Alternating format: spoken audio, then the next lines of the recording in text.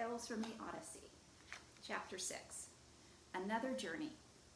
In the days that followed, Odysseus and his men enjoyed the warmth and luxury of Circe's palace. They rested and ate good meat and drank sweet wine. As they refreshed themselves on the enchanted island, time passed swiftly. The days turned into weeks and the weeks into months. After a full year, Odysseus's men came to him.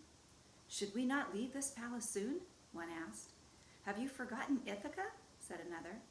"Shall we never see our homeland again?" Odysseus's heart was stirred by the words of his men. He thought of home, of Penelope and Telemachus, and of his mother and father. A great yearning to see them rose up in him. He hurried to Circe's chambers. "My men and I are strong again, thanks to your kindness," he said. "But remember the promise you made me. You said you would help us return safely to Ithaca once we had rested and regained our strength."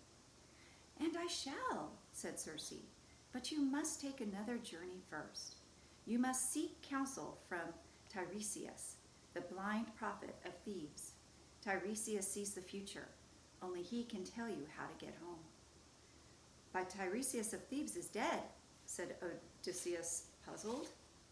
"Yes, Tiresias is dead," said Circe, "but he still has all the wisdom he had on earth." "I do not understand," said Odysseus. "How can one who lives in the land of the dead give counsel to a living man?" "You must travel to the land of the dead," said Circe. "There you will speak to the ghost of Tiresias." Odysseus could not speak. It seemed an unbearable terror for a living man to visit the dark world ruled by the god Hades and his queen, Persephone. "No man has ever found the land of the dead," he said in a hushed voice. "Only the spirits know how to travel there. What ship will take me? What wind will blow?" "You cannot travel all the way there in your ship," said Circe. "The north wind will take you to the edge of the sea, to Oceanus, the river that circles the world. Once you have sailed across Oceanus, you may enter the land of the dead." "What must I do then?" Odysseus asked. "You must disembark from your ship and travel on foot through a grove of willows and poplars," said Circe. When you come to the place where two rivers meet, the river of groans and the river of flame, dig a trench. Pour honey, milk, wine, and white barley meal into it as gifts to the spirits of the dead. Then sacrifice 2 sheep and pour their blood into the trench. After you have done this, stand guard until the ghost of Tiresias appears.